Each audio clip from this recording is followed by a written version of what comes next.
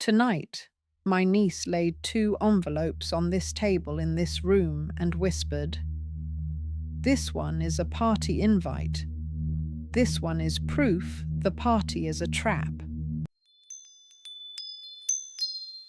The 2 envelopes sit between us on this table like they are staring back. I'm Vera. I draw quiet maps out of traps. In this room, my job is simple. Help scared people think slowly. My niece Karina is in this chair across from me, still in her work clothes, lipstick worn off, eyes bright with fear. One envelope holds a glossy card from a fancy hotel, all silver ink and smiles.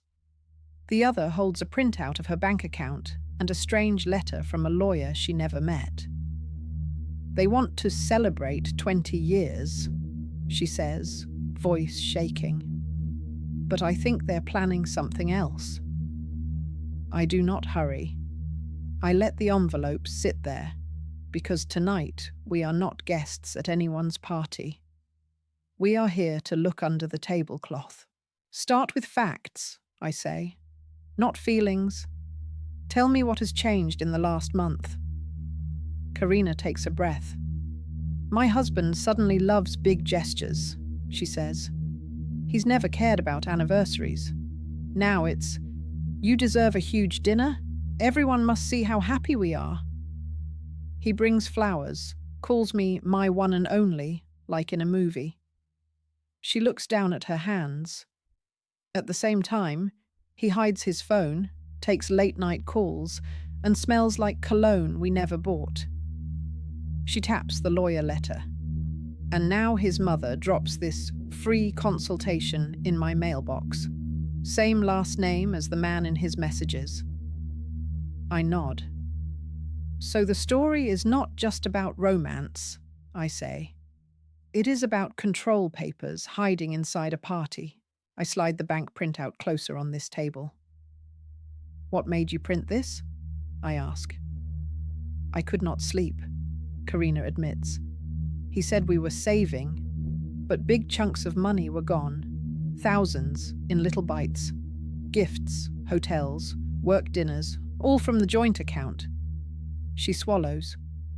"My parents gave a big part of that money when we bought the flat.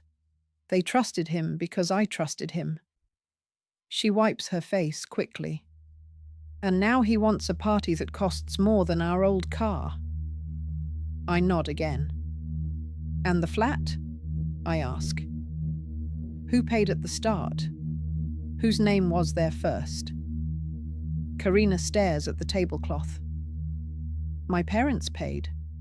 The deed was in my name alone for a while. Later we added him to make things simple." I lean my elbows on this table. "Second envelope," I say. Karina opens the lawyer's letter with careful fingers. "It says he specializes in family agreements," she reads. "He helps couples make clean breaks and avoid messy fights." The words make her throat tight. "His mother came by this room yesterday," Karina adds. She used that syrupy voice and asked, "You still keep the flat papers somewhere safe, dear? We must think of the young people's future. Maybe put something in writing for them, just in case." Karina shivers. "We don't even have children." She meant her nephews. I nod slowly. "So," I say, "we have late-night whispers, strange money moves, and a mother-in-law who wants to know where the keys to your life are kept." "There is more," Karina says, voice dropping. "His phone lit up on this table when he went to shower. I did not go digging. A message just slid across the screen." She closes her eyes to remember. It said, "After your big speech, we can finally live together. The flat will be ours by New Year." Signed with a single letter. She opens her eyes again. I took a picture of it with my own phone. I felt sick after, but I also felt awake. She looks at me. "Is that wrong?" I shake my head. It is not wrong to pay attention when your safety might be at risk, I tell her. You did not break anything. They cracked it. You just turned on the light in this room to see the crack. What about his computer? I ask softly. Any new secrets there? Karina blushes. I tried his old password, she admits. The date we met. It did not work. Then I tried our wedding date backwards. It opened. There were pages about ending a marriage when there is shared property, tricks about making a partner sign things quickly, ways to keep the home in one person's hands. Her voice shakes. I saw searches about how to push someone out of a flat without a fight. She rubs her arms as if cold. I closed it. I felt like I had swallowed a stone. I nod. The stone is called reality, I say gently. Heavy, but better than smoke. Karina stares at the party card. He wants to give a speech, she whispers. He keeps saying, everyone will see the truth about us. His mother says I should dress to impress and be brave. I think they want to corner me in front of 100 people. I tap the lawyer letter again. You are not crazy, I say. This looks like a public trap. The goal is to shock you, shame you, then rush papers under your hand. I pick up my pen. We cannot control their show. We can control your plan. I draw 3 small boxes on a page. Box 1, what is already yours. Box 2, what they are trying to grab. Box 3, who is on your side? Box 1, I say. Name it? Karina takes a breath. The flat my parents paid for, she says. My job, my pension, the small savings in my own account. I write it down. Box 2, I go on. What are they trying to grab? The flat, she says at once. The joint savings, maybe my peace of mind. She gives a tired smile. Maybe that part is already gone. I shake my head. Your peace of mind is not gone, I say. It is just noisy right now. I write anyway. Box 3, I say. Who is on your side? She looks around this room. You, she says. My friend Lila, maybe my boss. He likes my work. And a good lawyer who is not theirs, I add. We just have to find her. I pick up my phone on this table. We start with real information, I say. Do you remember the lawyer who handled the flat when you bought it? Karina nods. He was kind, she says. He explained things slowly. I have his card somewhere. She digs in her bag and finds it, creased but readable. We call from this room, on speaker. Yes, he says after we remind him. Your parents wired the money before the wedding. The first deed listed only your name. Your husband was added later for convenience with bills. My niece's eyes fill. So, in-law, it began as mine? She asks. Correct, he says. I can prepare a short letter that says that clearly. When we hang up, Karina leans back in this chair like someone who just heard there is a bridge across a river she thought she had to swim alone. Next, I say, we find a neutral helper who has no reason to please your husband or his mother. Karina nods quickly. My old classmate May is a family lawyer now, she remembers. We follow each other online, but we never lost respect. I smile. That is the best kind, I say. We call May from this room too. Karina's voice shakes at first as she tells the story, but she gets through it. Searches, secret messages, the strange party, the flat. May listens without interrupting. Then she says, You are not helpless. Do not sign anything at a celebration. Move half the joint savings to an account in your name with a clear record. Keep copies of every paper you find, and do not let them know you know. Karina writes every word on a page from this table pad. When the calls are done, the room feels different. Still small, but not as tight. We cannot live at this table, I say, but we can plan here. I draw another 3 lines. Now we write your emergency sentences. 3 short things you can say if they try to use a microphone or a crowd against you. Karina winces at the thought. I speak the first one slowly. I will not discuss legal or money decisions at this party. She repeats it, stumbling once, then again, smoother. We write it down. Second line. Any papers will be read and answered later with my own advisor. Third line. If you push, I will leave. It looks very small on paper. Often the strongest tools do. What if I freeze? Karina whispers. What if my mouth will not open? I nod. Then we practice here, where it is safe to shake, I say.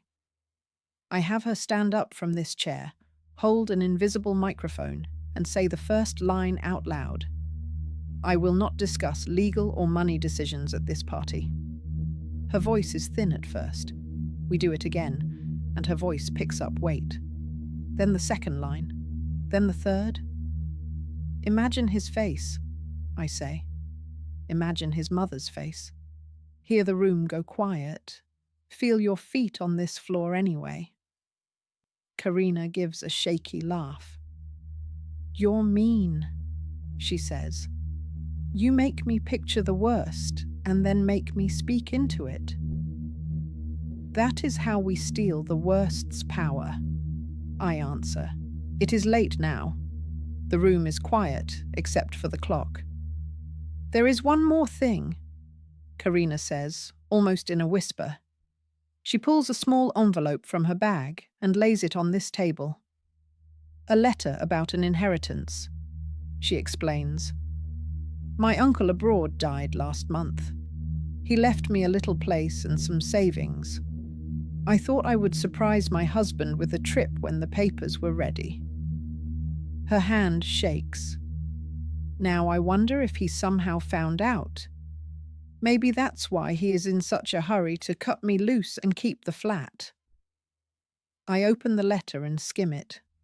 Not millions, but enough for a soft landing. This, I say, tapping it, goes straight into box 1. Yours alone. It never goes into joint accounts while you are in this storm. Karina nods, mouth set. So, tomorrow, she says.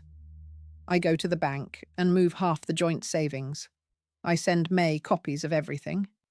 I pick up the letter from the old flat lawyer. I put all of it into a folder and keep 1 copy here in this room with you. I smile. Now you are talking like a woman with a safety folder, I say. One more rule, though. I write it in big letters at the top of our page. I do not explain my safety steps to people planning to harm me. Karina reads it out loud, then again. He will call me selfish, she predicts. He will tell his mother I am crazy or ungrateful. I shrug. They can call you any name they like, I say. The bank only knows the name on the account. The next morning, she texts me from the bank lobby. Account opened, the message says. Half the savings moved, paper trail clean. Later, she writes, got the flat letter. Lawyer was firm. May is filing first papers to protect me. That evening, in this room, she reads me the angry messages from her husband and his mother. How dare you hide money? This is not what a good wife does. You will regret making things ugly. Karina's lip trembles. Please tell me I did not start a war, she says. I shake my head. You did not start a war, I answer. You just stopped letting them use your blind trust as a weapon. Their anger does not mean you did wrong. It means their old plan is dying. We do not follow her into the hotel ballroom in this story. That happens elsewhere. What matters is the choice she made in this room.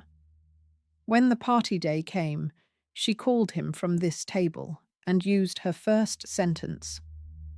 I will not discuss legal or money decisions at this party, so I won't be there.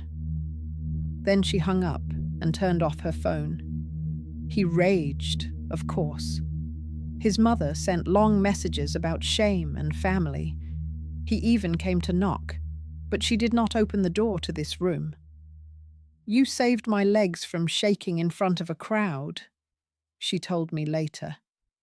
I still had to face him, but not on his stage. I poured tea and let her talk it all out here, where no one clapped or filmed or shouted. Weeks later, after the first court hearing, Karina comes back to this room with a new folder. She sets it on this table with careful hands. The judge said the flat is my separate property, she says, dazed. He keeps his debts. I keep my home and my uncle's gift. No one called me confused. No one took my pens away. She leans back in this chair. I thought I would feel wild joy, she admits. Mostly I feel tired and free in a quiet way. I nod. Big storms do not always end with fireworks, I say. Sometimes they end with a dry roof and a locked door and a long nap. We look at the folder a moment, then close it. It is still important, but it is no longer a bomb. Do you think I was cruel? Karina asks after a while. He says I should have given him another chance. His mother says I ruined the family name. I take a breath and choose easy words. You heard whispers that your life might be taken apart without your consent, I say. You checked the facts. You asked for neutral help. You moved your money before it could be drained. You refused to sign papers you did not understand. None of that is cruel. That is called staying awake. I tap the table. If he wanted to save the marriage, he could have chosen truth instead of tricks. He made his choice. You made yours. Karina nods slowly. I still feel shaky, she says. You will, I answer. Shaky does not mean wrong. Now, when I sit in this chair alone, I sometimes take out a blank sheet and draw those same 3 boxes again. What is mine? What are they trying to grab? Who is on my side? It works for money, but also for time, for health, for peace.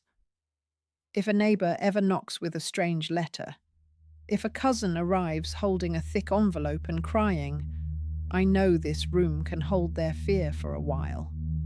We will not rush to any party. We will not race to any office. We will sit at this table and ask better questions. The work is not loud. It looks like paper and pens and small sentences. But I have watched it change the road under people's feet. If you were here in this room with me now, I would slide a clean page onto this table and hand you a pen. We would not start with what your husband, child, or in-law wants. We would start with what is already yours and what feels unsafe. Then we would write 3 simple lines in your own words. Maybe, I will not sign at a party. Maybe, I will only answer money questions with my own helper present. Maybe, if you push me, I will step away. Your voice might shake when you say them. That is all right. Say them here first, in this chair, with your feet on the floor. Let this room hear them before the world does.